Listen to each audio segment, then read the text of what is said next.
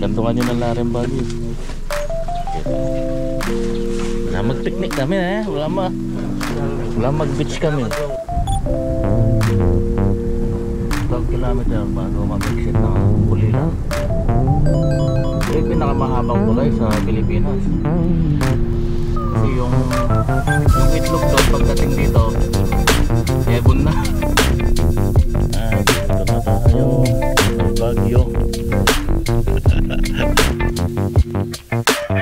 Ano yung semento advance yung graba natin at sa buwan. Tingnan nyo yung ano dito, jetmatic oh. Yan, ulam natin ilawing baboy. Hirap natin oh. Saglit lang yan. Wala pang kulang yan yung sa biga pa yung time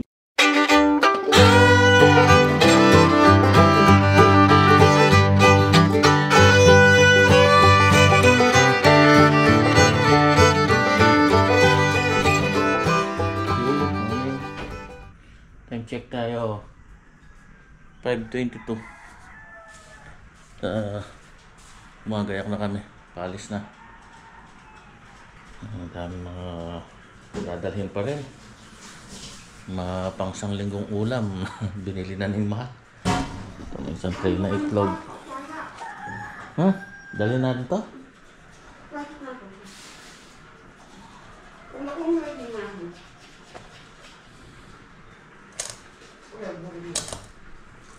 Ano natin yung isa? Yung tatlo, pinitas na yung mahal kanina.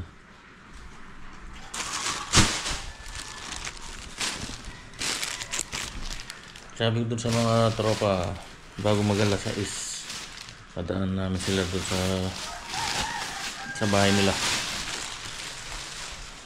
Tapos diretso na. Everything is alright.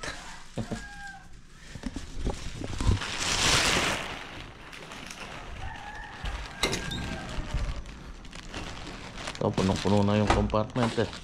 Yung gaya pa ng mga tropa niyan. Ano? Pinala ko yung jar, siyempre. Yan, yung laman yan, mga ulam-ulam, sariwa, karne, saka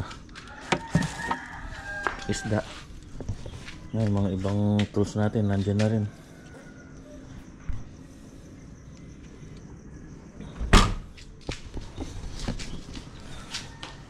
Isang linggo tayong maglalayag. Okay, tara na. Mag-alas 6 na. May dala pang unang si Black Ninja para kaming mag-outing ha.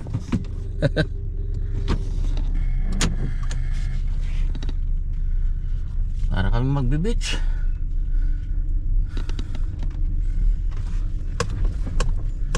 Dating dun yan, Banatan kaagad.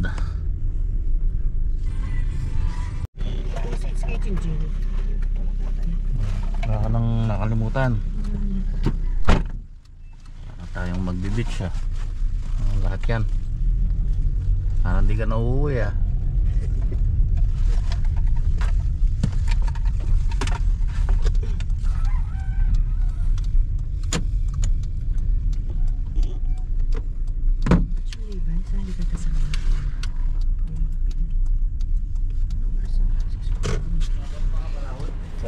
Oh, yan kay Randy.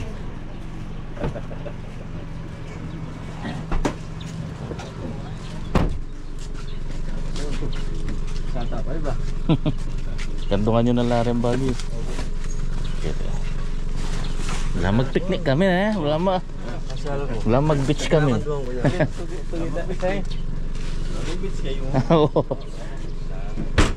Okay, yan na kang gulot. Mauna na kami. Bray! Tiga. Tropa. Gala na ako. Pare. Bakit natin tamang cook. na.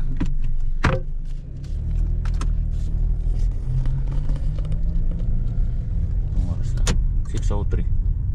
Siguro mga 7:15. 7:30.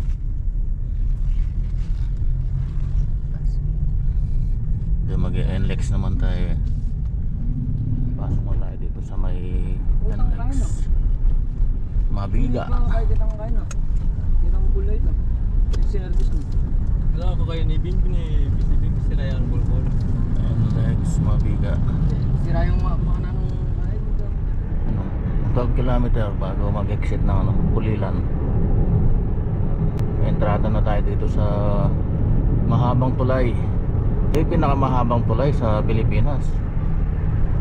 Kasi yung itlog doon pagdating dito ebon na. Di ba mahaba yun? Pag tumawid ka dito, yung itlog mo pagdating ng Pampanga ebon na. Pulilan exit.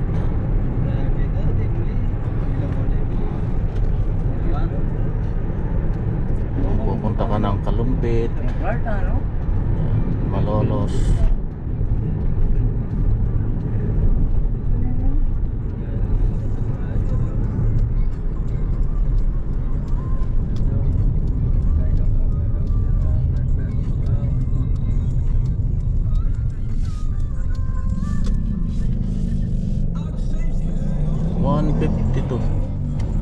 Balance natin 152. Time check. Magkano 7? 7 na. Sakto mga 7:30 siguro. Depende sa lagay ng traffic. Nandito tayo sa may ano ngayon, Pulilan. Ilog, Pampanga River. Ayan, ito kabisado ko na dito.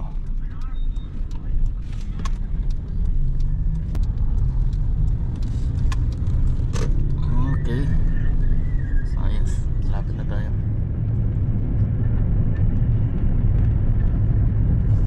Get out yung flash doon.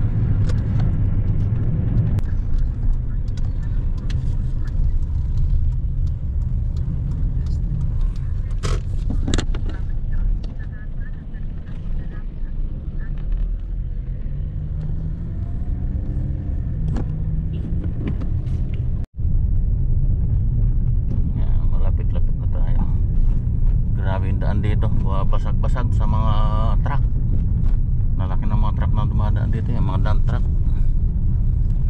Buti gantong oras ay ano, truck ban. Mamaya niyan, no?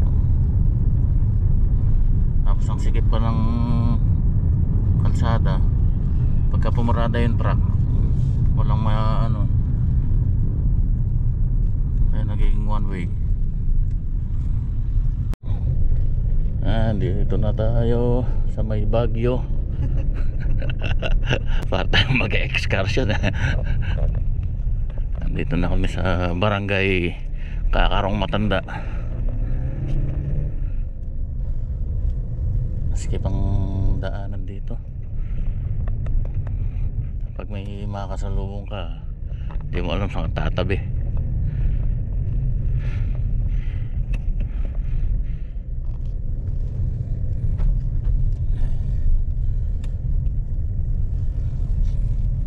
Buti na lang wala. Oh yun, ang bulaga.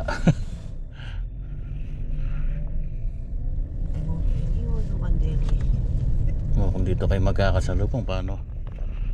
Oh, bakod na magkabila eh. Ay, may mga pabahay dito ng ano, ng kadamay. Yan oh, mga kadamay. Ito yung dito mahalaglag ka na. Yun ang bahay namin.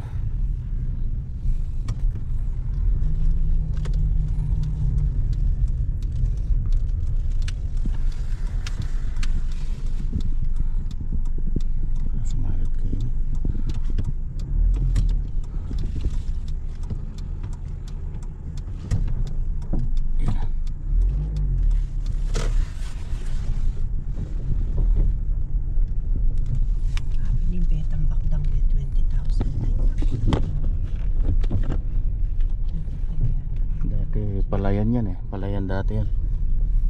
Ngayon hindi na yata tinatamnan.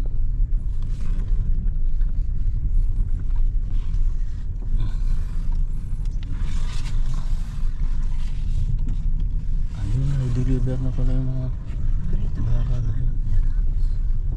Na lang natin yan. Layo ng hollow blocks.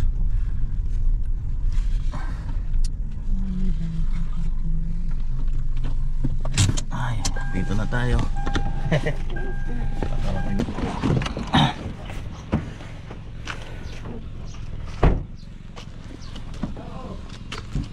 Ito na yung ibang materialis natin. 2x6 yung pang ano natin yan, pang rafter. 10 piraso to. Mga zipper links. Ito pang sinepa to. 2x6. Ito yung gagawin natin. Ano yung semento advance, yung graba natin at saka buhangin. Marami rin pala yung isang load nila. Ito kaya boss, jaran po kaya kita lagi. 4,000 yung isang load na to. Mahal dito eh, dahil malayo eh. Kung sa Pampanga nasa 2,500 lang yan yata. Alay mo kasi kuya mo, hindi ka na itindak. Ito pala yung bakal. Susunod, yan nilipat ni mo yan dyan. Maalo mo, pagkakan mo yung kuya mo. Ang bigat nito. Kabayo sa kabayo. Kaya nigda binili yan, oh. O hindi mo beteng yung balas. Ano kawayan? Baba muna yung mga gamit natin, mga tools.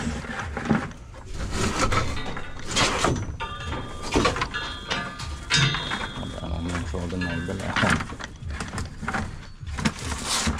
Toolbox. Dahil nga po ba? Wow.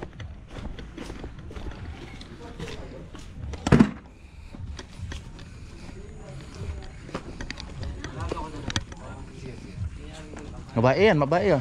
Doon kayo. Diretso yun na yan, Karn.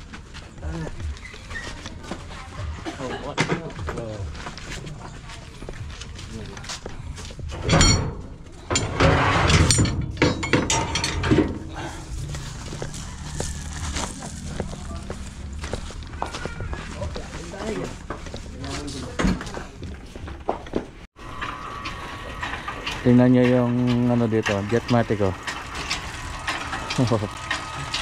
Ayan oh, pinapump niya dito. Poso yan eh. Ayan oh. Meron siya sa ginyal. Ang galing eh. Tapos yung kinakargahan niya itong ano, pressure tank.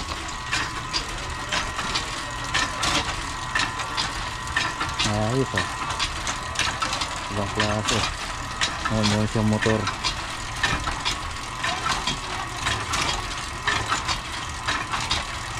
Meron din siyang automatic switch ito. Pagka bumaba yung pressure, automatic na under to.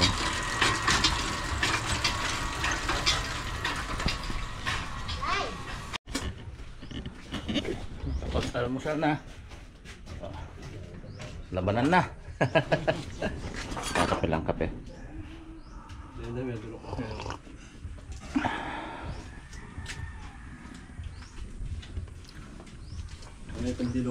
Parang ang hirap umpisahan yung gagawin pagka mga ganito eh.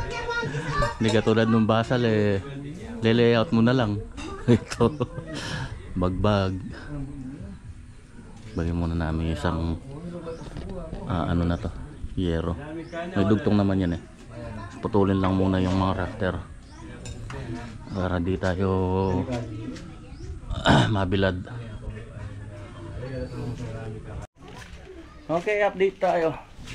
Ayan oh, pinahubaran ko na yun dito para makapaglagay na tayo ng poste. Ayan, pinatastas ko na ito para may suksok natin yung poste natin. Oo, sabi nila ko ba? Tingnan nyo lang. Yung horizontal nya 6mm lang, tapos yung vertical ayan 8mm. Ayan o. Pero tumagal ng 33 years 33 years na raw itong bahay na to. Meron 33 years ang inabot, interlock lang oh. Walang plastering. Oh. Diba? Tapos mga ano, lumber yan. Tapos yung yero nito, yero pa daw nila mahal nun dun sa lumang bahay nila na nalahar. Nalahar yon, natabunan ng lahat, tapos sinukay nung biyanan ko. Tapos nung makuha, yon binigay dun sa kapatid ni Mrs. Nadala naman dito, galing pa ng Pampanga yan. Biro nyo yung yero, oh. Ang tagal na dun sa bahay nila mahal nun dun sa bago malahar yon. Yero na yon, bahay na, tapos nalahar, oh. Biro nyo. Hanggang ngayon buhay pa. Pero wala na talaga, butas-butas na eh.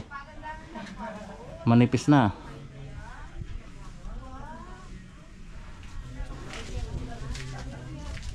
Merienda muna tayo.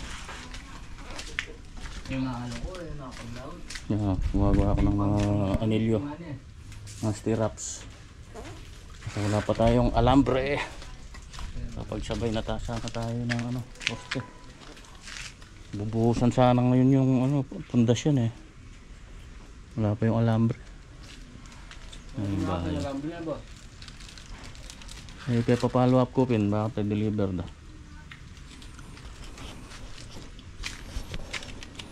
Yung mga bagong tropa natin.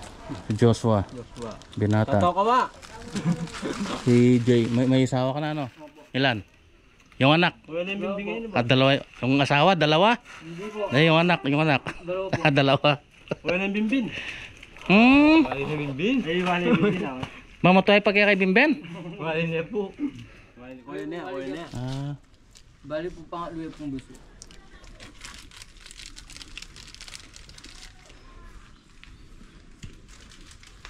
Medyo madugo-dugo lang din dahil maraming kakalasin, maraming tatabi.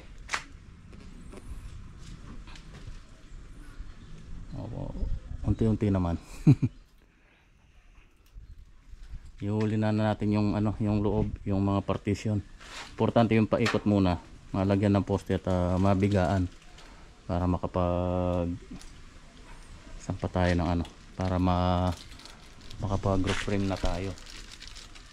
Pagka na roof frame man yan at nabubungan, maginhawa na, may lilim na tayo. Madali na lang yung mga partition mo na. May mga poste pa yan sa loob, dalawa yata. Kali dito bawat kanto may ano yan. Tapos yung sa may partition na yan meron din dyan. Bali apat dito, apat doon sa likod, tapos sa gitna 7? 12 yata yung poste.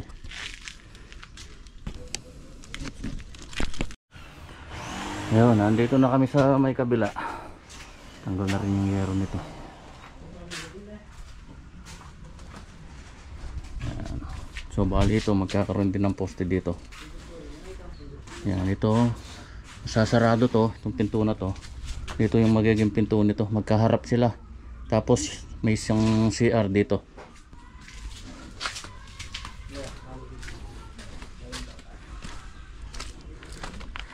Yan, tapos yung asintada na to, didiretso yan hanggang dito. Tapos pati yun, magpapangita sila dito.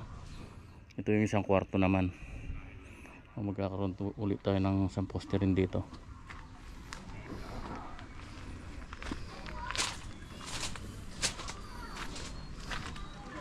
Puro ano, poko lumber. Napakakunat ng lupa. Hirap po. Hirap din ukain. Ang lagkit. Pilak kasing gabong Kennedy. Pilak. Pilak yung gabon daw. Yung gabon mo Kennedy. Lupa ano, lupa ng bundok. Sa Ayan, no? Napakalagkit nito. Pagkatuyo naman, napakatigas. Ayan, oh. Ang lagkit. Hirap po kain yan. Tabayan sa ating larata na yaman sa ating pali at yun. Apa yung ginto? Di ako na mo, makanya na mo. Ayaw ko na nangyayari dito. Yung may tutusok yung palad dyan kung hindi mo...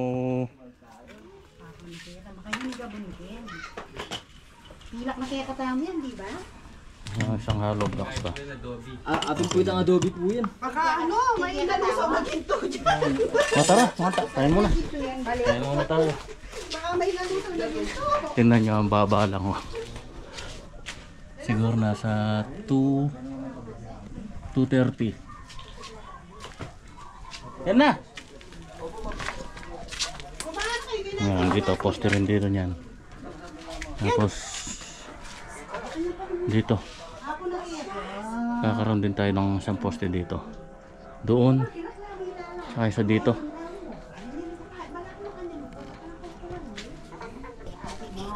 Kaya mo na. Kaya ang ulam natin, kilawin, baboy. Saka hamon. Kayo sundok rice mo, ito yung nasa.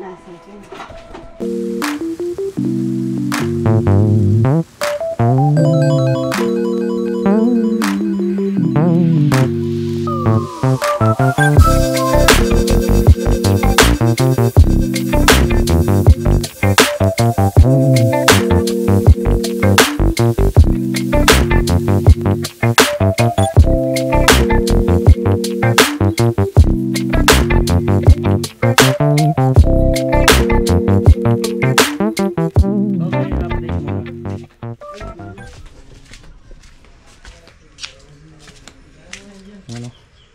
Okay na to. So mula siguro dito nasa mga 80. Likod ng naman yung ano, napahukay ko. Meron pang post yan dito. So pinapahuli ko muna. Dapat mabuhusan muna to para may hahawak dito. Kasi mabuhay eh. Baka matumba eh. Persahin mo nga itulak to, tutumba eh.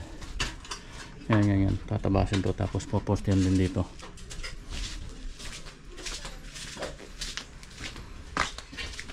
Yung dito natanggal na namin na yan. Yung mga mesh wire. So itong existing na to, papatungan na lang to. Tapos yan, may poster rin dito. Yun ay layout na rin namin dito. Yan. Ayan, isang poster. Tapos kwarto ito. Merienda muna. Common size na ito sa mga kwarto. Bali 8 feet by 9 feet. Wow. Yan, tapos dito yung CR. Kukuha tayo ng ano dito, 120 by ilan kasi ito. Nasa 6 feet eh yung matitira. Kasi magkabila yung ano ay magkaharap yung pinto dyan. So bubutas tayo dito. Yung opening ng mga bintana natin dito. Ang standard size lang naman 120 by 120. Kayo na ba? Mga anak kayo patong. Sige na. Sayang kasi yung mga sintado kung babasagin pa natin eh maayos naman eh. Palilitawin lang natin yung mga vertical dito. May vertical to. Oh, kain. Ay. Merienda muna, merienda. Okay. Ayan o. Pagtayo na rin lang isa.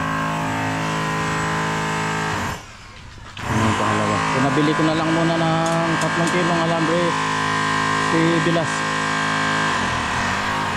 Dumating yung order ko na pambihira itong nakausap namin. 1 linggo na ngayon yung order. Gayabang pa, sabi Miyerkules makukompleto niya 1 linggo na ngayon. Kung alin yung importante, yun pa yung hinuli. Alambre, pinolik at saka yung mga tubular, yun ang importante ang forma.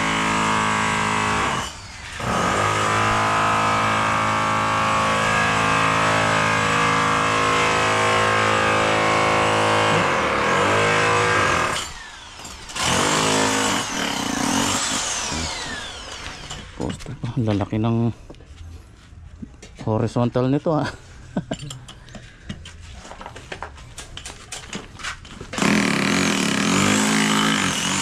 Ayun yung isang poste na.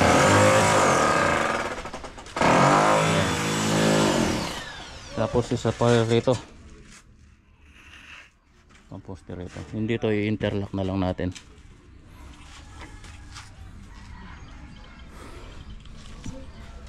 Oh, day 1. Tapos na naman ang isang araw.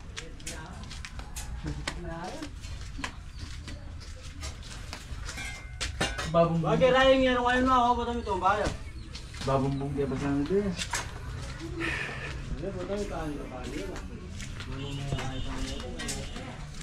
Time check. Time check, time check. Time check. Sa cellphone na magpajikas lo pa. Uy, 5:50 na pala. Pahinga na, pahinga na. Oh. Ligpit na, ligpit. Secure ang gamit. Nice, tear up natin oh. Saglit lang yan. Para pang kulang yan, yung sa biga pa. Yung beam natin sa paikot, ganyan din ang size niyan. Ano yung size ng poste, yan din yung beam natin.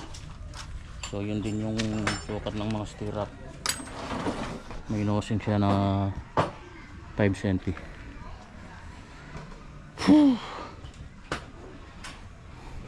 Tigas ng lupa, hindi lang matigas ang lupa, bilis sana yung pag-ukay. Pero maganda yung lupa dito, matigas. Kahit hindi mo laliman ng husto, hindi to, compact kasi hindi kamukha nung lupa sa Pampanga, kalag. Kahit pala lang kaya mong mag-ukay doon. Dito bareta, jackhammer. Ito hindi gaanong mabato, pero napakalagkit. Pagtuyo naman sobrang tigas.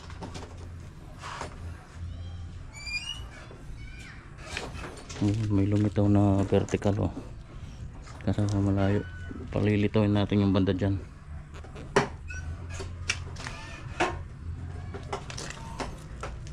mm yata, 10mm.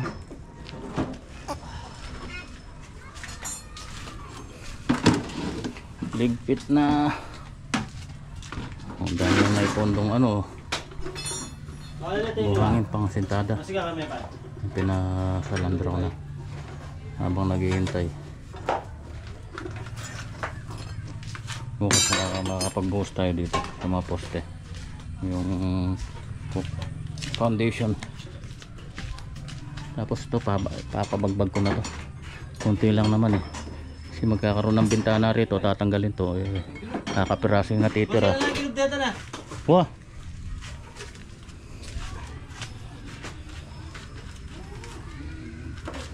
Dali na lang yan.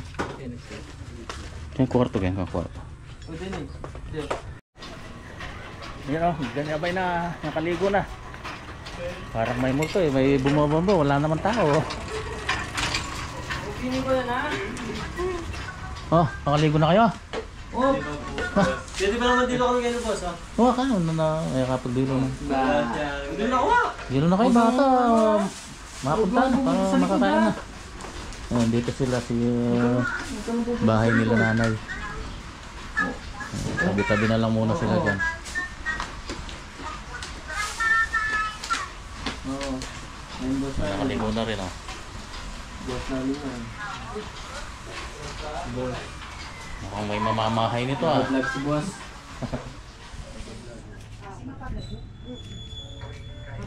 Ang hapunan natin. Yun. May patola. Hindi na may patola. Liligo pa yung mga tropa eh. Sige, sige. Mga nalabangan ta makanin.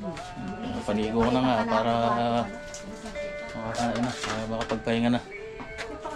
Kaso may agua de pataranta pa yata. Yung mo alam yun, agua de pataranta. Ano yun?